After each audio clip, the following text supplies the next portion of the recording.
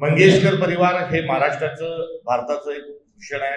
त्यांच्यावर सर्वच लोकांनी सर्वच काळातील सरकारने त्यांचा आदर केलेला आहे, सन्मान केलेला आहे, संस्कृती योगदान मान्य केलं आणि सदरू दवाखाना बांधत असताना सर्वच पक्षांनी सर्व सरकारने त्यांना मदत केली.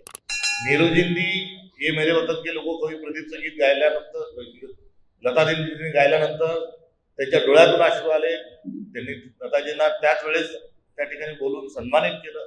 तेव्हापासून तर जमीन देण्यापासून दवाखाना सुरूपर्यंत सर्व हे केलेलं आहे. मी भिसे परिवाराच्या कुटुंबाची भेट घेऊन आलो. 5.5 तास एक मातृत्वासाठी असलेली महिला, तिच्याशी केलेली वर्तणूक, तिच्या परिवाराशी केलेली वर्तणूक, त्यांचं होत असणारा रक्तस्राव, यातून झालेला बळी, हा सर्व हृदयद्रावक आहे.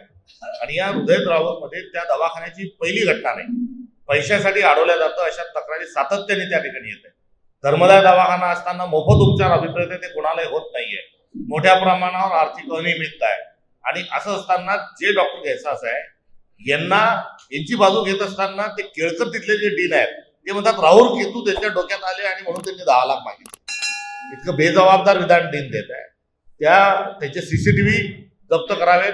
त्याचा सीडीआर जो आहे, त्या भिसे जे आहेत त्या मृत महिलेचे पती की फोन लावले, फोन का नाही उचलले आणि गुन्हे दाखल व्हावेत. ते गुन्हेही दाखल करत नाही. सरकार त्याची पाठराखण करते आणि मंगेशकर परिवाराला चांगलं काम करण्याकरता त्या ठिकाणी दिलेली सर्वच पक्षांनी त्या ठिकाणी केलेली मदत जी आहे, किंबहुना काँग्रेस आणि राष्ट्रवादींनी केलेली जी मदत आहे त्यातून उभा दवाखाना तो राहिला. त्यामुळे मत कोणतं असेल काय असेल त्यापेक्षा प्रासंगिक काय आहे, त्या प्रासंगिक मध्ये मंगेशकर परिवाराची चुप्पी ही फार कर्कश आहे. त्या संदर्भात माफी मागत नाही. त्या भिसे परिवाराच्या सांत्वनाकरता मंगेशकर परिवारातील कोणीही गेलेलं नाही. तिथले खासदार मंत्री तेही गेलेले नाहीत.